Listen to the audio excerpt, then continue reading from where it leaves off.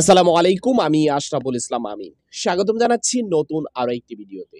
আমি জানি না, আমি বুঝি না যে নতুন করে এ সকল কথাগুলার কি মানি হয়। দর্শক, কোঠা আন্দোলন সারা বাংলাদেশে নতুন করে এক ইতিহাস হয়ে থাকবে। দর্শক, এই কোঠা আন্দোলন নিয়ে এখন বিভিন্ন জায়গায় বিভিন্ন রকম কথাবার্তা বলতেছে। সারা বিশ্বে বিভিন্ন জায়গায় বিভিন্ন রকম কথাবার্তা হচ্ছে।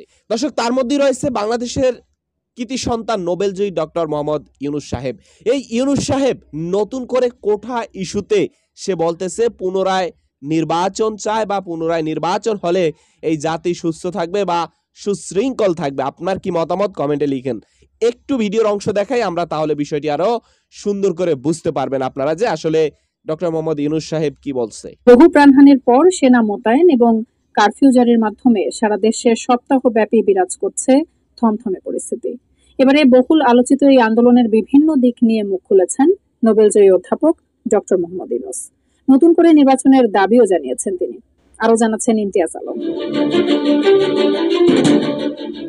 বাংলাদেশের সাম্প্রতিক সংকট উত্তরণের জন্য জনগণের ম্যান্ডেট দিয়ে গণতন্ত্রকে ফিরিয়ে আনার জন্য স্বল্প সময়ে মধ্যবর্তী নির্বাচনের পক্ষে মত দিয়েছেন শান্তিতে নোবেল বিজয়ী প্রফেসর ডক্টর মোহাম্মদ ইউনূস। তিনি বলেছেন, গণতন্ত্রে সব সমস্যার সমাধান দিতে পারে একটি প্রকৃত, অবাধ ও সুষ্ঠু নির্বাচন।